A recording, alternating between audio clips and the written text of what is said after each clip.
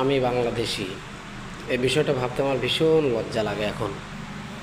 রামিসা থেকে রাইসা, রাইসা থেকে আরও অনেকেই, বহু প্রাণ গেছে, বহু মানুষকে ধর্ষণ করা হয়েছে, অথচ আমাদের দেশের সরকার এ বিষয়ে কোনো পদক্ষেপ নেয়নি, আর ভবিষ্যতে নেবেও না। যদি নিত আমরা এই বিষয়গুলো থেকে আমরা ক্লিয়ার হইতাম। আজ আমরা সেই ৭১-এর পর থেকে আজ ২৬ কতটা বছর চলে গেছে, আমরা নাকি স্বাধীন হয়েছি, কিন্তু কই, আমি তো স্বাধীনতার কিছু দেখি না। আমাদের ছোট ছোট বোনেরা মাত্র ৫ বছর, ৬ বছর বা ১০ বছর বয়স, এরা ধর্ষণ হয়, এরা খুন হয়, কিন্তু আমাদের দেশের সরকার, প্রশাসন সবাই চুপ থাকে। এরকম দেশ আমরা চাই না। আমার ভীষণ লজ্জা লাগে। যদি কখনো সুযোগ হয় দেশের বাইরে যাওয়ার, আমি তাহলে কখনোই আমি বাংলাদেশি বলে পরিচয় দিব না। আমি কখনোই বলবো না যে আমি বাংলাদেশি, আমি অন্য কান্ট্রি বলবো। কারণ এমন একটা দেশে আমরা বসবাস করি যেখানের প্রশাসনের মাজা ভাঙা। কিসের ভয়? জনগণ আমরা তো সবাই আপনার সাথে আছি, তাই না? এমন না যে আমরা জনগণ আপনার বিপক্ষে।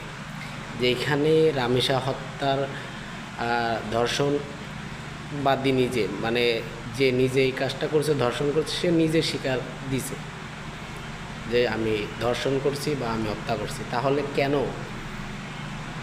এখন আমাদের স্বরাষ্ট্রমন্ত্রী সালাউদ্দিন সাহেব সে বলতেছে যে তাকে ডিএনএ টেস্ট করা হবে, সিআইডিতে নেওয়া হবে, ভিআইপি ৪৮ ঘন্টা সময় লাগবে। আমি বুঝতে পারতেছি না এটা কেন। এটা যেখানে অপরাধী নিজে স্বীকার করছে, সেখানে ডিএনএ টেস্ট করার মানে কি বোঝাতে চাচ্ছেন?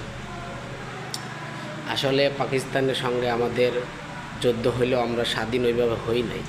যতই আমরা বলি না কেন, চেতনা নিয়ে থাকি না কেন, আসলে আমরা স্বাধীন হই নাই কেউ। আমরা সেই আগে পাকিস্তানের কাছে ছিলাম বন্দি, এখন আছি আমরা সরকারের কাছে।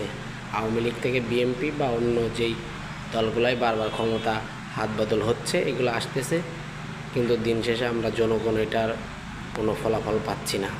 আপনারা একটা শাস্তি দেন, প্রকাশ্যে জনগণের সামনে আনেন, একজন ধর্ষকের বিচার করেন, দেখবেন আর ধর্ষণ হবে না। কোনো মা তার, বাবা তার ছোট ৫-৭ বছর, ১০ বছর, ১৫ বছর মেয়েকে হারাবে না। রামেশার বাবা বলতেছে আমি বিচার চাই না, বিচার আমি চাই নাই সরকারের কাছে, কারণ সরকার বিচার করতে পারবে না। এর জন্য এই কথাটা বলছে, কারণ রামেশার বাবা দীর্ঘদিন যাবৎ বাংলাদেশের আইন টাইন তো দেখে আসতেছে, তো দেখে দেখে অভ্যস্ত হয়েছে, তো কেন এই কথা বললো? নিজের মেয়ের বিচার চায় না, এর মানে বুঝেন কতটা কষ্ট, কতটা আক্ষেপ এই প্রশাসনের প্রতি, এই দেশের আদালতের প্রতি, যে বিচার চায় না। আসলে বিচারটা আমাদের দেশে হয় না।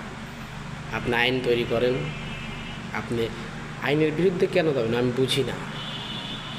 বেশি কিছু বলবো না। আমি একজন সাধারণ নাগরিক হিসাবে বললাম, আমি কোনো দলের মানুষ না, না বিএনপি, না আওয়ামী লীগ, না জামাত। আমি সব সাপোর্ট করি, বিএনপিও করি, আওয়ামী লীগও করি, জামাতও করি, এনসিপিও করি, আমি সব সাপোর্ট করি।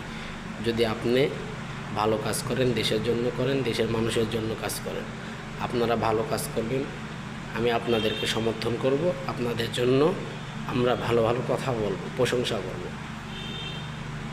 আমার লজ্জা লাগে এই বিষয়গুলো দেখলে। আসলে সরকার চাইলেই নিমিষেই বাংলাদেশ থেকে দুর্নীতি, ধর্ষণ, চাঁদাবাজি, বিভিন্ন টেন্ডারবাজি, যাই বলেন না, সব দূর করতে পারে। আমার লজ্জা লাগে এখন। আর বেশি কিছু বলবো না। বেশি কিছু বললেও আবার দেখা যায় পরে সমস্যা হইতে পারে। আমি কোনো দলের কথা আমি বলি নাই, জাস্ট এখন বিএনপি সরকার আছে, তো এটা বিষয় না, যেটা রিয়েল কথা ভাই, এটা আমার শুধু কথা না, এটা পুরো বাংলাদেশের মানুষের কথা, শুধু আমার কথা না, সবাই এটা চায়, বিচার চায়। Justice for Ramisa, justice for Hadi, justice for Ayesha, Joyee, এরকম বিভিন্ন নামে আছে। আমরা জাস্টিস চাইতে চাইতে আমরা হতাশ হয়ে গেছি, আমরা ক্লান্ত হয়ে গেছি, আর চাইতে মন চায় না। সবাই ভালো থাকবেন। ইনসাফের পক্ষে, আজাদির পক্ষে, হাদির পক্ষে আমরা সবসময় সংগ্রাম করে যাব। সবাই ভালো থাকবেন।